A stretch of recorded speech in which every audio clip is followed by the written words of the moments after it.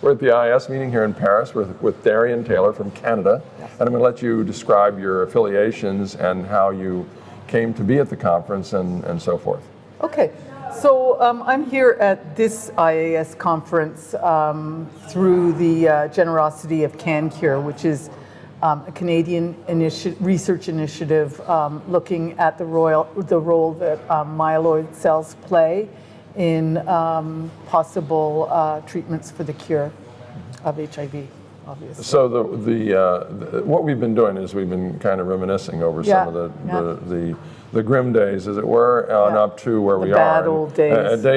Now, all those years, we used to talk about cure, but it was never as realistic as it is maybe today. And we're still full of challenges. It's not a done deal by any stretch of the by no means a done deal. But we're kind of looking at more realistically in a way that is for therapeutic as well as preventative. So I'll let you tell us a little about maybe your experiences that kind of brought you into the drama of AIDS. Okay, so I was one of the first women with HIV in Canada who was really out about her status. So about 30 years ago now, I began to kind of try to find my place as a woman.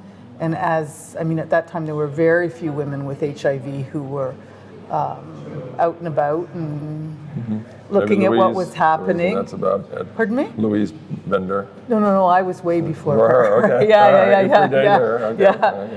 I mean, we're talking like end of the 80s, right? Do you remember the conference, the Vancouver conference with the woman that sat on the stage?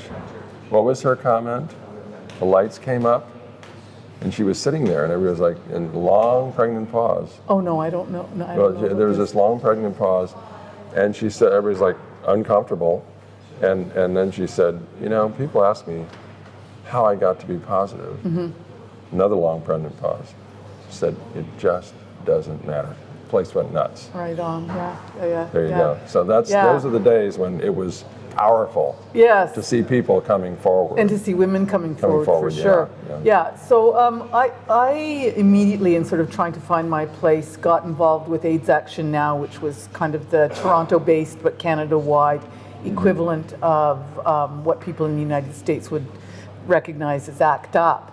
Right. So AIDS Action Now was a treatment advocacy organization, really took a focus around people with HIV, which was different in those days because I think a lot of people with HIV, in the late 80s, early 90s, were recruited by AIDS service organizations into a prevention model, which was basically go and, show yourself around the country as an example of what not to become, and be kind of the specimen A or whatever. So I wasn't too into that. Yeah, I wasn't too into that. So AIDS Action Now and that kind of militant, people with HIV treatment focused way of conducting themselves was really important to me. And so I was immediately embraced by what was largely a group of gay men, largely infected with HIV, and ended up having a really long tenure in AIDS Action Now, which actually continues to today. I'm still on the steering committee. Well, it's wonderful to see that because we've had a lot of people that come in and they did their time and they leave, but much like myself, I've been in and stayed in, like yourself. But. Yeah, I mean, I've been in and I've gone back to the edges and, when I've got tired. But and I mean, I'm retired from working, for my daily bread in HIV, but I'm still very much, with an ear to what's going on. And I really think cure research is an important place for people. So it's good for you to come back and to really invest in this section of it because it is a moment that is important. I think it is. And also to couch it in a way that we just did, so that we're not there, but we want to make sure people have the hope that they can keep that hope alive. So we will end up having people to run through the research. Yeah, and I was at the pre-conference 2 days before the IAS proper started, that was held by the IAS that was looking at synergies between cancer and HIV in terms of looking for the cure. And that was really interesting and had some very thoughtful community participation. And I really, there was a speaker there from the States called Michael Luella who was talking about this idea of cosmonauts who would kind of go into the new... From Seattle, yeah. Is that where he's from? Yes, okay, he is, yeah. Who would go into this kind of, like a space adventurers into the new frontier, which is the cure. Yeah. And, I really think that there's a role for community education in that, in recruiting the altruistic cosmonauts. Well, by the same token, when you talk about the cure as being on the horizon, it lets people know that aren't even in the fight, in the general population, know that we are not cured. Because I think there was a moment where they thought that it was all over. We're still on treatment. We're still struggling. Well, in a strange way, I feel like that also inhabited the lives of people with HIV. We were so happy and perhaps, unexpectedly happy to find that there was, first of all, treatments and then increasingly easy treatments. And more effective.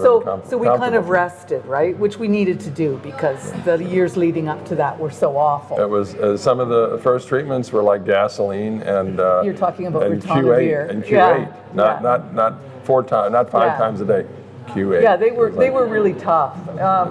But now I really do think that the cure is the next step. That we can't just rest in the area of even easy to tolerate treatments, and we have to look forward. And very much as community activists and educators and participants in the what's going to happen in terms of the cure. And I mean, recruitment for clinical trials is beginning, and people with HIV are going to be asked really, really interesting questions. And I think now's the time to consider questions like, would you be willing to go off your treatments that are suppressing your viremia effectively? We have to reinitiate altruism. And consider treatment interruptions, which are going to most likely involve a rebound in viremia, which has implications for the U equals U messaging, undetectable equals uninfectious messaging that people are beginning to put into action in their sex lives. So there's questions about PrEP and payment of PrEP for partners of people who are in those trials and expecting viremia rebound. We'll have to think about informed consents. Yeah, and ethics. And I mean, I think people who were around in the beginning of the epidemic remember all those things, right? We spent a lot of time looking at the ethics of clinical trials and parsing the information coming out of clinical trials. So for me, here's an advantage in cure research to get, here's an opportunity, let's say, in terms of cure research, to get back into some of those skills that I haven't been using for a while. So. Well, we appreciate your being here, and I appreciate you taking the time to spend with us, and I very much look forward to seeing you again. Thank you. Thank you. That's great. Take care. Yeah.